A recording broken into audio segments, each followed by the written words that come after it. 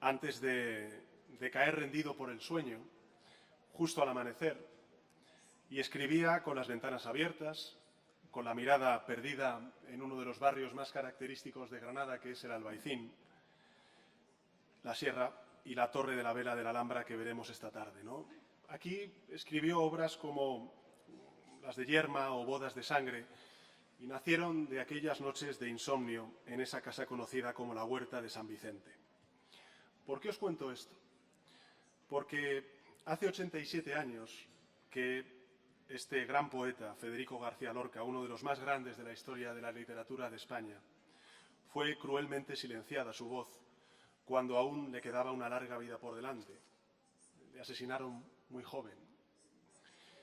Y de todos los futuros posibles que le arrebataron a él y a la generación que él representaba entonces, sin duda el compromiso con una Europa unida y en paz, que no llegó por desgracia a ver en vida, es el más plausible de todos.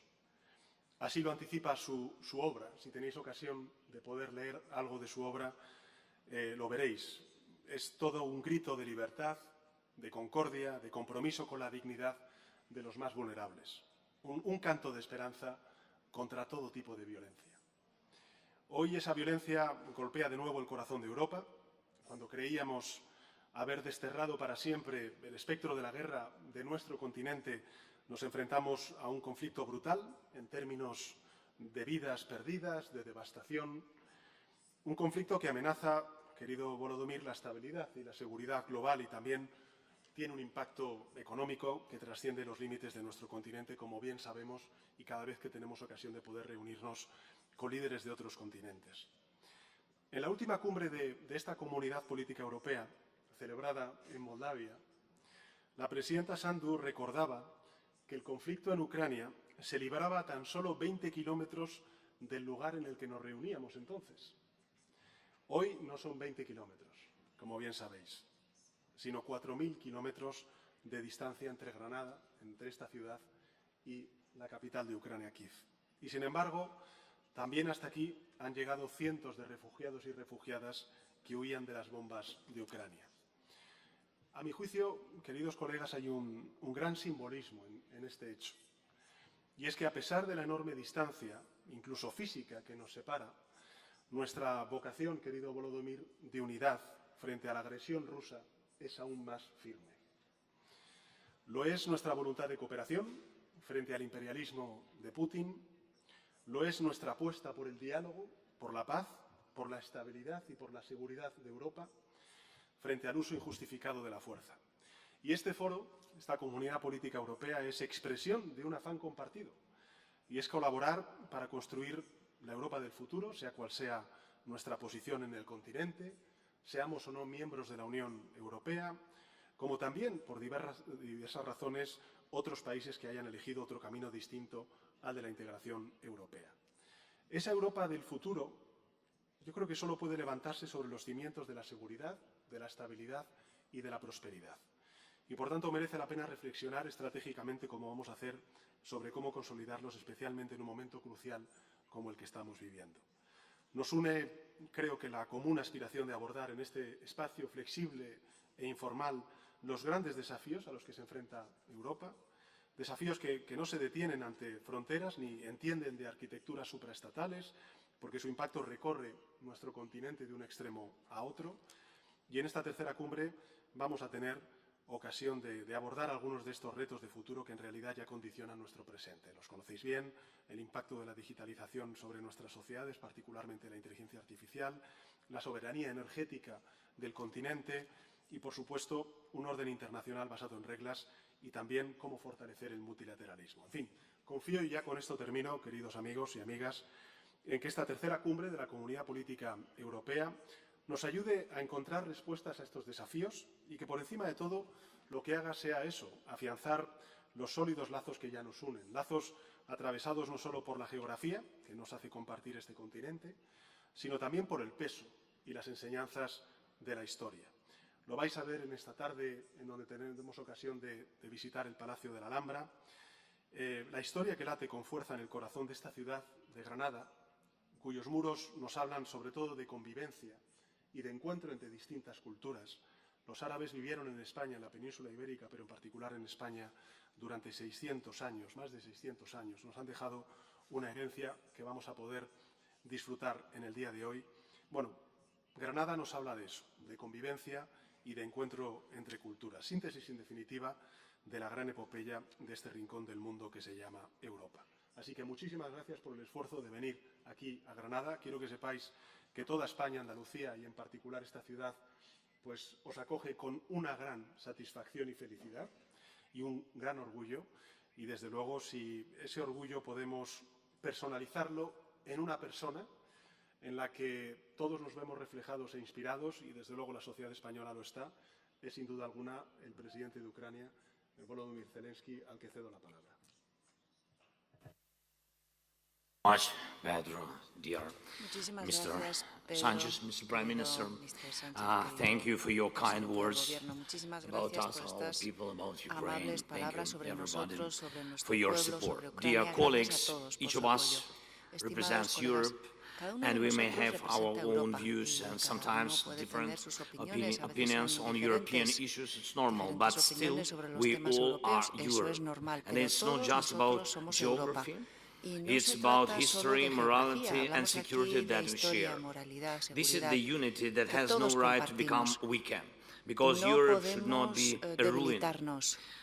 You know, this Tuesday I visited Kharkiv region in eastern Ukraine, and at least 1,200,000 residents there in Kharkiv. And the distance from the city to the border with Russia is less than 40 kilometers, or less than 3 minutes of flight time for an S-300 missile, which the Russian army uses to terrorize Kharkiv each day. And thousands of facilities have already been destroyed by such missiles. Houses, schools, universities, churches, power plants, transport. But Kharkiv, wounded by this terror, shattered by missile debris, is alive. And we are doing everything we can to protect people and keep regular social and economic activities. We are keeping all key institutions working, from government agencies to our education system, in particular in Kharkiv. And most children in the city study online until there is a fully effective air defense system. Children cannot attend schools. But Kharkiv has found a solution. 65 school classes with more than 1,000 children are taught not online, but in the usual way, as in schools in any other Euro countries, but in the subway, under the ground. School classrooms that are provided with everything children need, con todo lo que necesitan los niños, con todo el equipo necesario, con conexiones wifi, pero en el subterráneo, en el metro, bajo tierra. It's 2023, and the subway is the only safe option for the city of 1 million people to bring children together for school. This is what the neighborhood with Russia means, but it is not only our neighborhood, whereas European countries border the terrorist states. And in fact, Russian propagandists and officials talk about them as the next targets of their aggression. Targets. Exactly, that's the word. Dear leaders, are there enough underground stations in your cities where it would be possible to organize protected schooling for children if Russia's threats become real? And it is preparing to make them real. I will be honest with you, as I always am. Russia is now considering various scenarios for the coming years. One of them is particularly dangerous.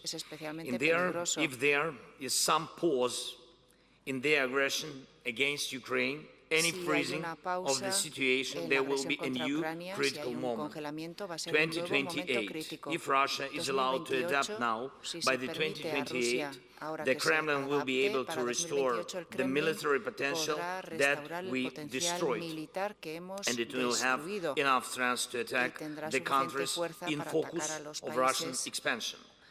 And in addition to Ukraine,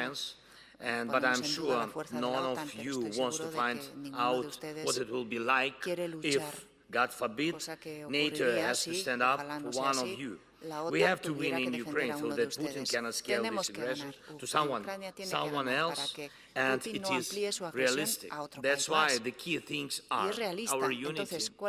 The unity and solidarity of all of our Europe must be unwavering. The unity of all 27 EU countries, all the Europe, not only EU. The strength of our common rules and agreements. The shortness of the EU's ability to expand under the founding treaties. And I thank all of you who really work, who truly work for the strength of the Ukraine, for the strength of the EU. Secondly, we must not allow Putin to destabilize any other part of the world and our partners in order to ruin Europe's power. We must continue to put pressure with sanctions, politically and economically, so that Russia cannot spread chaos. The presence of Russia, its military or proxies on the territory of any other country is a threat to all of us, I'm sure, and we must work together to push Russia out of the territory of other countries. Thirdly, the capability of Ukrainian soldiers, air defense in our country, especially now before winter, and the weapons in the hands of our soldiers, missiles, artillery, with which we can destroy the positions of the occupiers and liberate our land and our houses. Every Russian drone shut down in Ukraine, every Russian tank destroyed in Ukraine confirms that this drone, this tank, any other Russian weapon destroyed in Ukraine will not strike anyone else in Europe. And I thank all of you, each and every one of you, your nations, thank you for your defense help. Additional air defense systems for Ukraine, additional artillery and shells, additional long-range missiles and drones for our soldiers, as well as additional formats of support and security guarantees for nations threatened by Russia.